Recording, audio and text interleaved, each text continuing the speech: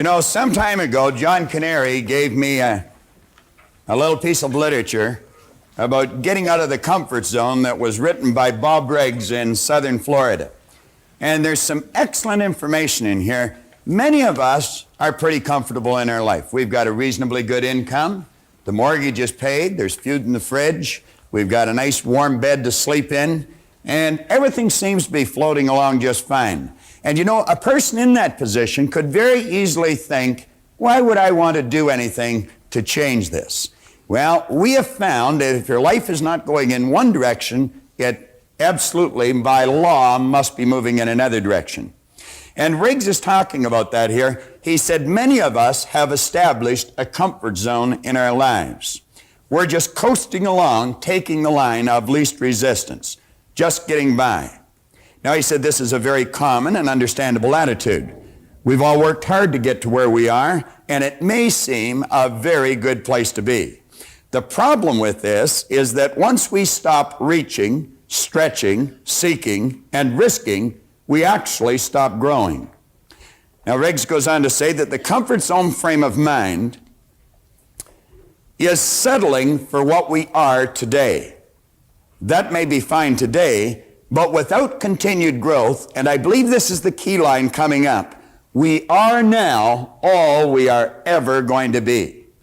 Now, for me, that would be a fairly disturbing thought. He went on to say, if you're in a comfort zone, beware.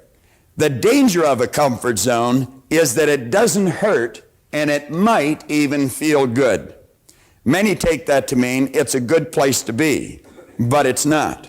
A comfort zone may be what is holding you back from real growth, real accomplishment, and your potentially exciting and rewarding future. Now, I've mentioned if we're not going in one direction, we must by law be going in another direction. You're either creating or you're disintegrating. Whenever we hear a person say, I like it just the way it is, we know that person is advertising their ignorance of a very basic law of life, because absolutely nothing stays the way it is. Now, if you'll take a look at the top of page 2, there is a concept there by Sidney Herbert Wood, and it's the test of an educated person. I think many of us have had a false concept programmed into our mind with respect to education. We, I think, have been raised to believe that education is going to school for a certain number of years and be able to correctly answer a series of questions.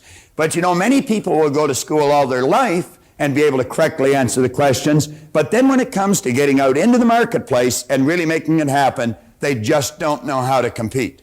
Many are withdrawn. They don't even feel comfortable meeting or greeting a stranger.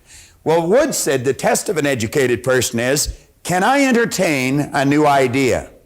Now, I think you know, and I know, that if we're going to improve, we have to have a very open mind. I once heard that an open mind was being prepared to throw away some of our most cherished beliefs when a better idea comes along. Now, you'll find that the vast majority of people seems to back into the future, dragging all of their old experience with them. When they're confronted with a new idea, they ask, does it fit? If it doesn't, then they say it's wrong. Now, what we want to do is ask ourselves, would this new idea improve the quality of my life, or would it get me going in the other direction? Can I entertain a new idea? Today and tomorrow, you're going to be asked to entertain many new ideas, but every one of the ideas that we're going to share with you are going to be positive, they're going to be creative, they're going to be constructive, and they'll definitely improve the quality of your life.